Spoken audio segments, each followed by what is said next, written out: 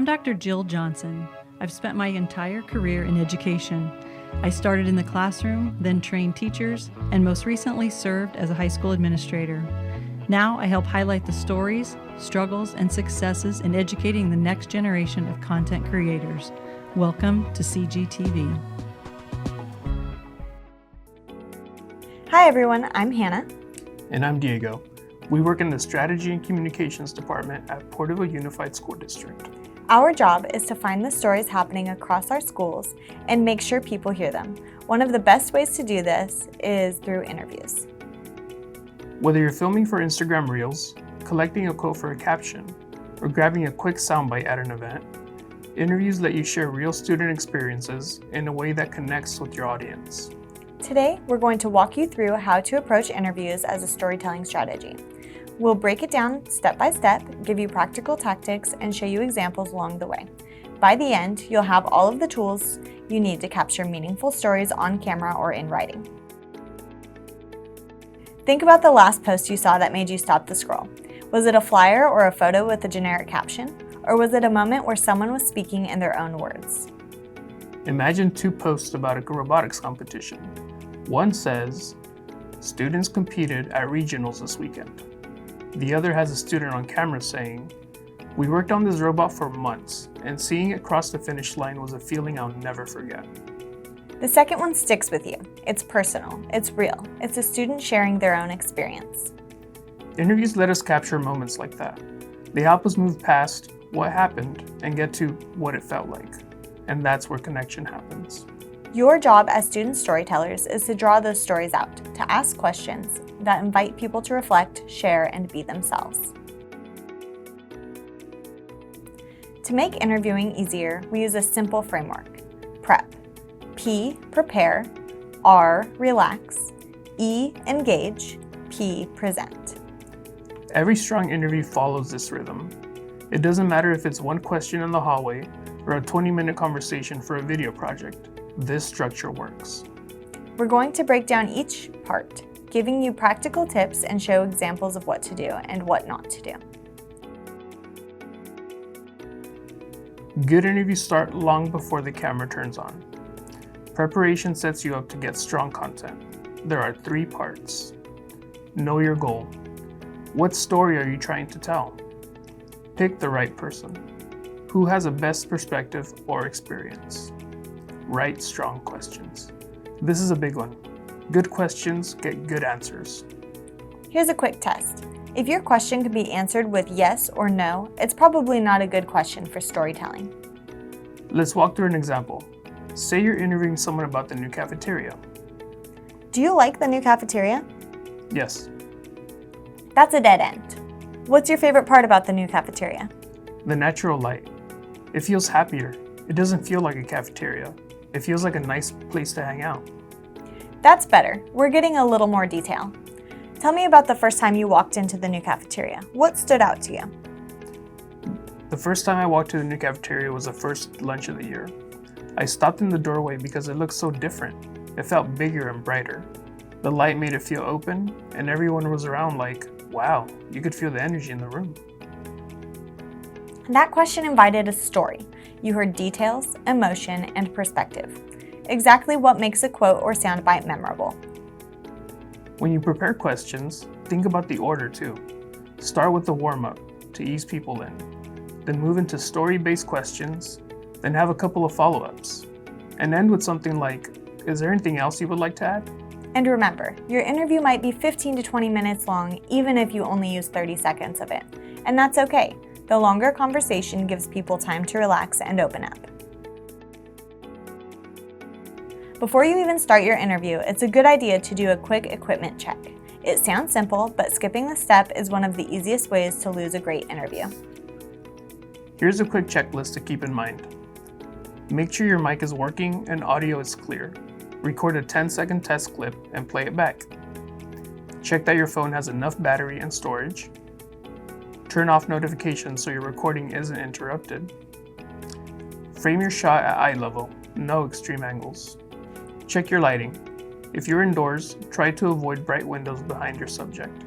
If you're outside, find even lighting. A quick 2-minute check before you start can save you from finding out afterward that the audio didn't record or the lighting was off. You only get one shot at capturing that moment. One of the biggest reasons interviews are so powerful is because they allow students to speak for themselves. Think about the difference between a caption that says, "Students enjoyed the new cafeteria," and a student saying, "I stopped in the doorway because it looks so different." The second one is real. It's specific. It gives your audience the student's actual perspective, not just a summary. Your role as an interviewer is to create a space for that voice to come through. Strong questions and thoughtful listening make that possible. You don't have to know everything about the topic you're interviewing someone on. In fact, curiosity often leads to better questions. When you don't understand something, don't pretend you do. Ask about it. Some of the best quotes come from simple, honest follow-ups. Here are a few phrases you can keep in your back pocket for these moments. "I've never heard of that. What does that mean?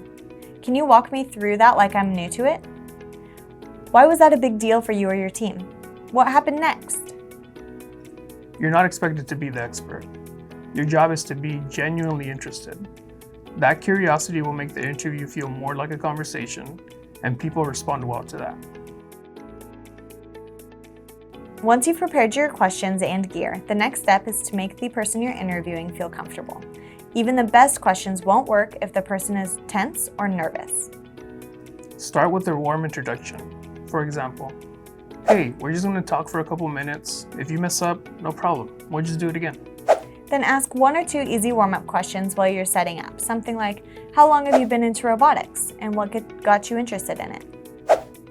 This gives them a chance to get used to talking while the pressure is low. And don't underestimate body language. Make eye contact, keep a relaxed posture, and nod to show you're listening. All of this signals to the person that this is just a conversation, not an interrogation. Once you've set everything up and made your interviewee feel comfortable, the real work begins: listening. Engage is about 2 things: asking thoughtful questions and truly paying attention to the answers. Don't just move down your list like a robot. Listen for moments you can build on. You can also listen for hooks, words or phrases that hint at a story. If someone says, "That day was crazy," don't move on. Ask, "What made it crazy?" That's where you'll find the details that make a story stick. If you're nervous and lose your place, don't panic. They'll keep the conversation going naturally. To show you what this looks like in real time, we're going to do a short demo. First, the bad version. While you're watching, think about what's missing. Do you like robotics? Yeah? What was your favorite part of the event? I don't know, competing, I guess? Cool. What's next for your team? Probably state. Awesome. Thanks. What did you notice? It wasn't terrible, but it was shallow. Closed questions, no follow-ups, and no space for me to actually share anything meaningful. Exactly. Now, let's do the good version. Pay attention to how the questions build and how the follow-ups change the tone. What got you interested in robotics in the first place? My middle school science teacher started a club and I joined with 2 friends. What happened that first year that made you want to stick with it? Our first competition. Our robot finally worked after days of fixing it. What was that moment like when it worked? The gym went quiet, and then when it finished, our team just started screaming. It was the best feeling. You mentioned days of fixing it. What did that look like? We stayed after school all week. We were exhausted, ordering pizza, trying to figure out what was wrong. It kept breaking, but no one wanted to quit. If you had to sum up that week in one word, what would it be? Grit. We didn't just give up. Anything you'd want other students to know about robotics? That you don't have to be a tech genius. If you're curious and willing to problem solve, you'll find a place here. That version told a story. It had a beginning, middle, and end, and gave us emotional details we could use in a caption or clip. Notice how I didn't stick to the script. I was actually listening to what Hannah was saying and using her words to follow up. That's the difference between checking off a list and having a real conversation. Once you've finished the interview, your job isn't done. The final step is to pull out the best moments and shape the story. Listen for clear, complete thoughts, short, punchy quotes that stand out on their own. If you can imagine putting the words as text on a screen or in a caption, you've probably found a strong moment. Some examples of great quote structures are: the moment X happened, I felt Y. We thought blank, but then blank changed everything. It was tough because blank, but we blank. Also, don't underestimate the value of what happens after you've asked your planned questions. Sometimes the best quote comes right after you say that's it, and they relax. Keep the camera rolling a few seconds longer. You might catch something gold. A few more tips for the editing mindset. Prioritize emotion and clarity over length. If the person rambled but had one strong line, cut to that. Always keep their words true to what they meant. And don't feel like you have to use everything. Less is usually more. Your goal is to pick the pieces that tell a clear story, highlighting the student's voice and make the audience feel like they were there. Let's take a quick minute to put this into practice. Think of a story you could tell at your school. It could be about a club, a performance, a big event, anything. Now, write down 3 questions you could ask someone for that story. A warm-up question to get them talking. A story question that starts with who, what, when, where, why, or how.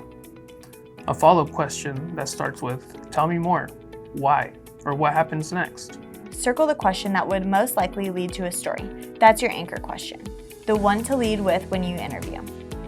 Let's recap the prep framework one more time. Prepare your goal, questions, and gear. Relax your interviewee so they feel comfortable. Engage by listening and asking good follow-ups. Present the strongest moments to tell a clear, authentic story. You don't have to be perfect. You just have to be curious, intentional, and willing to listen. The next time you're covering something at your school, pair up. One person interviews, one person films, and try using the prep framework. The more you practice, the easier it gets. Thank you so much for joining us today. We're excited to see how you use these skills to tell meaningful stories and bring more student voices to the spotlight.